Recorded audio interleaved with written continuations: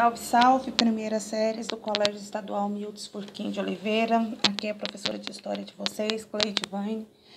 Gente, vai ter que ficar com essa reflexão nos olhos, porque não tem jeito de ficar sem o óculos. Se eu ficar sem o óculos, eu não consigo, enxergar o que eu preciso aqui para passar para vocês.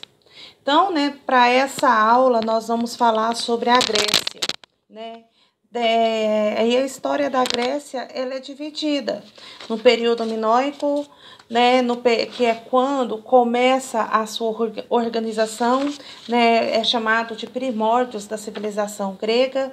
Depois nós temos o período micênico, quando vai surgir a cidade de Micenas e torna-se a primeira sociedade organizada, A história de Micenas é contada através, do livro Ilíadas, que é um poema dentro dessa época que vai falar sobre a Guerra de Troia. Depois nós temos o período arcaico, que vai de 800 a 500 anos antes de Cristo, Eu já venho falando da criação da polis, que é a cidade propriamente dito, o berço da civilização, cidades-estados, Aí nós vamos ter Atenas, que é a principal cidade. Aí depois nós vamos ter dentro de Atenas a formação da democracia ateniense, as lutas dos reformadores e Esparta, que é retratado na história de alguns filmes. Eu sempre recomendo, tá aí uma recomendação para vocês, assistam 300, conta um pouquinho sobre como esse povo era guerreiro. E por fim, o período clássico, que é marcado por duas grandes guerras, as guerras médicas e a guerra do Peloponeso, O que marca a Grécia? Ela é considerada o berço das civilizações pela importância das cidades e pela importância da estruturação da ideia da democracia, Então, fundamenta-se a democracia na Grécia, Esse é um grande legado. E fora que também para nós ainda, nós herdamos muitos costumes, a formação da nossa língua também, vem um pouco do grego com a junção com o latim, para formar a língua portuguesa. Aí nós temos, dentro desse processo da Grécia, é localizada numa ilha, num território muito estreito, com difícil acesso e não era muito propício para a agricultura. Então esse povo teve que procurar uma forma de sobreviver. Então, outra grande contribuição foi o processo de colonização que foram aplicados durante o desenvolvimento da Grécia, muito próximo ao que Portugal fez com o Brasil, bem como também a expansão territorial através das navegações. Então, cada região que eles conquistavam era considerada uma parte da Grécia. Aí, dentro desse processo, para simplificar, nós temos uma junção, das civilizações cretenses e micênicas para traduzir, esse período micênico da Grécia. Então, esse processo vai de 2000 a 1400 a.C., nós temos o desenvolvimento da civilização cretense. E essa civilização foi muito importante para nós. Por quê? Porque já tem uma organização política em torno de uma vida palaciana. Então, nós já temos a ideia da formação de uma monarquia, Nós vai ter os armazéns, e esses armazéns é para estocagem de produtos agrícolas.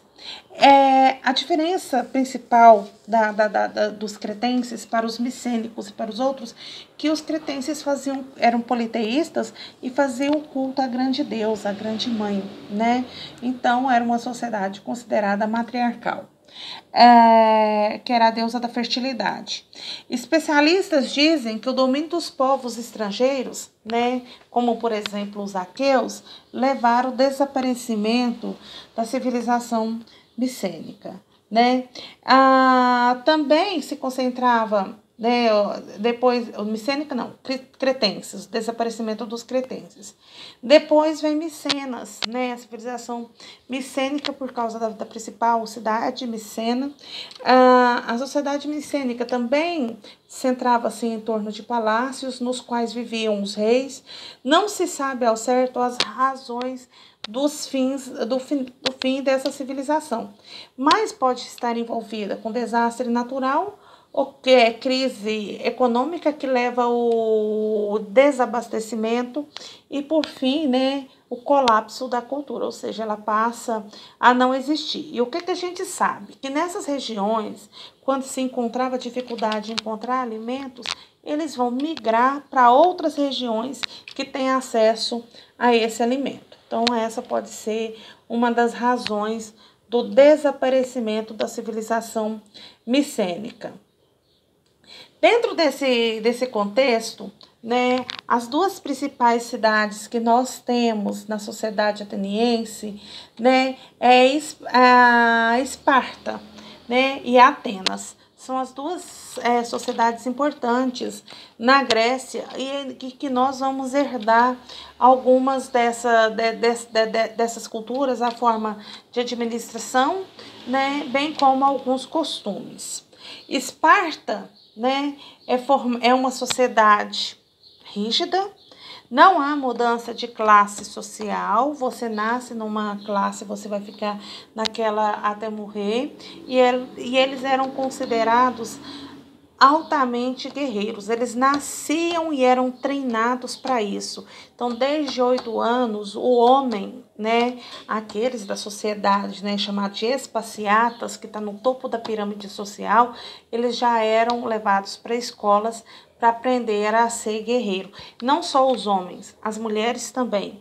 Não que as mulheres fossem para a luta, como os homens iam, mas as mulheres tinham que aprender a sobreviver, né, porque os seus maridos passavam muito tempo em guerra. Então, ela acabava assumindo a administração, né, da casa, daquela propriedade, tinha que fazer com que a agricultura funcionasse. Então, todo esse processo. Então, a mulher também, ela era treinada, né, a mulher espartana, ela era altamente treinada em todo esse processo.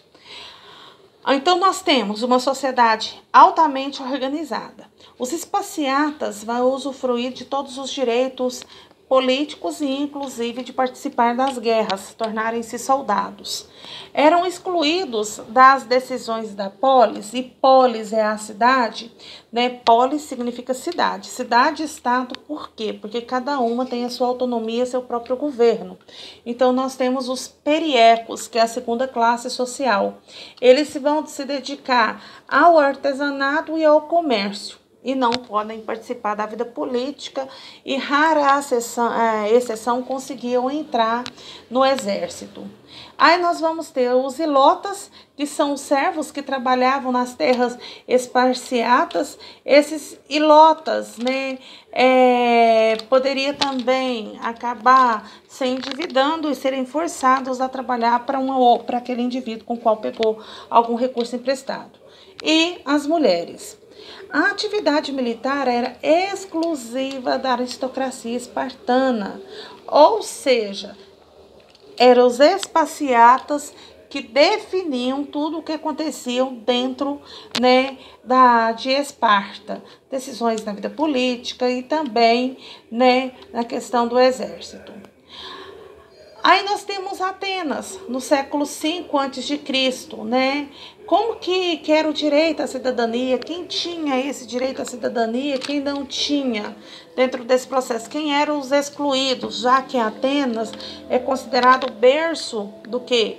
Da democracia. Demo, povo-cracia. O povo administra o povo no poder, né? Então, em Atenas eram considerados cidadãos os grupos dos eupátridas, que é um membro da aristocracia. Tinha que ser filho de pessoas ricas, tinha que ser nascido em Atenas para ser considerado cidadão, tá?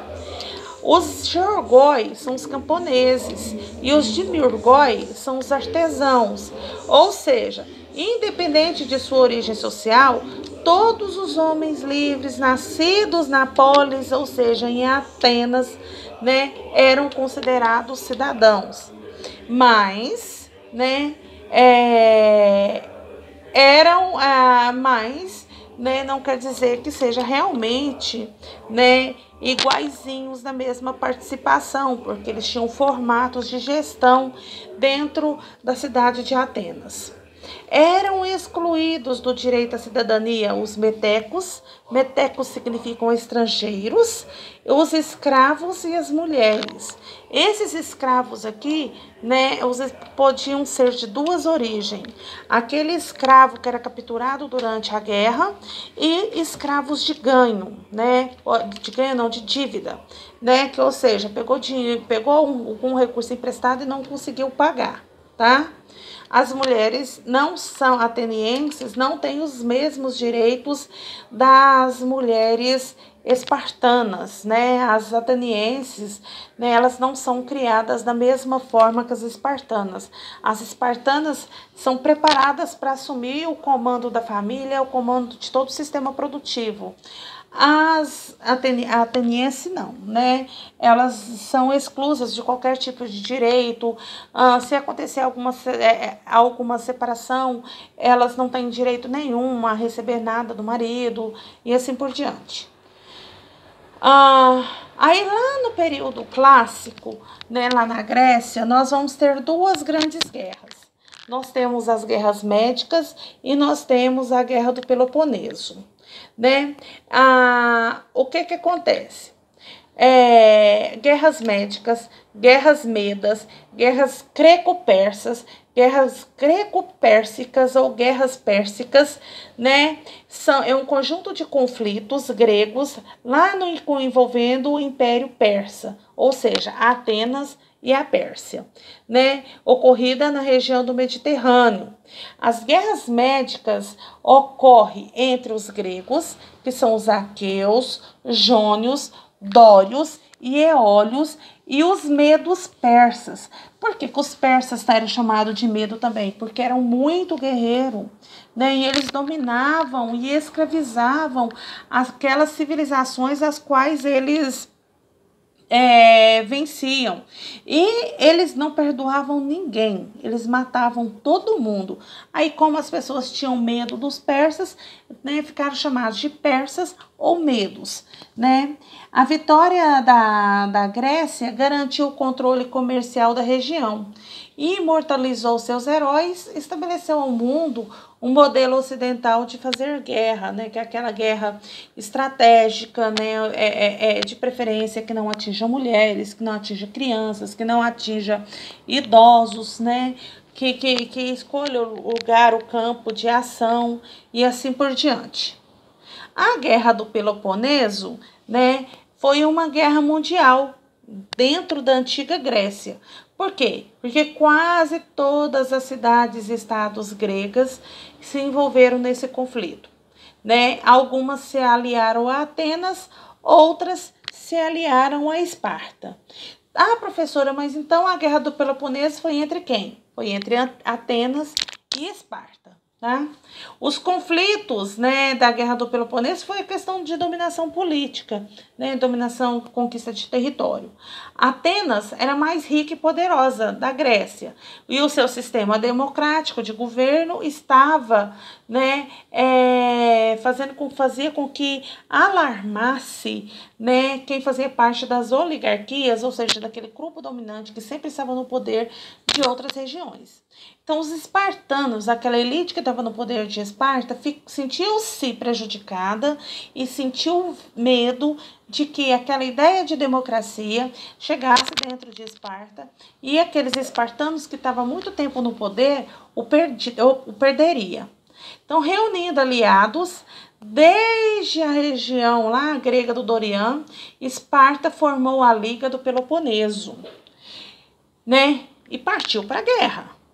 Em resposta, Atenas vai formar a Liga de Delos, lá na região do Egeu da Ásia Menor. Então foi uma guerra, né, de atrito, pois não havia tecnologia militar. Então eles escolhiam o campo de batalha e os soldados de corpo a corpo lutavam, né, nessa guerra, né? Tinha escudos, espadas, era esse o apetrecho, cavalos, era esse o apetrecho que eles usavam para poder enfrentar a guerra. Então tinha muitas dificuldades. Então tinha dificuldades climáticas, esperar um melhor momento, estabelecer uma estratégia para que morresse o mínimo soldado possível e por aí vai. Ambos os lados, né, vai ganhar batalhas. Então, cada vez que acontecia um conflito, esse conflito era chamado de batalha. Mas, no final, Esparta tirou o poder de Atenas e tomou o controle da Grécia. Uma das consequências mais drásticas da Guerra do Peloponeso foi o extremo empobrecimento da população grega. Os pobres ficaram ainda mais pobres. Por que isso vai acontecer? Porque aquele comunismo de guerra. O que significa isso? Tudo que se produz dentro da sociedade tem que ser enviado para o exército. Então, as pessoas produziam pouco arroz, pouco trigo, pouco milho, pouco isso, pouco aquilo, não importa. Ia tudo dirigido para onde? Para os soldados, né? E esse processo foi provocando mais ainda o empobrecimento da Grécia. E aí, gente, por hoje é só. Valeu!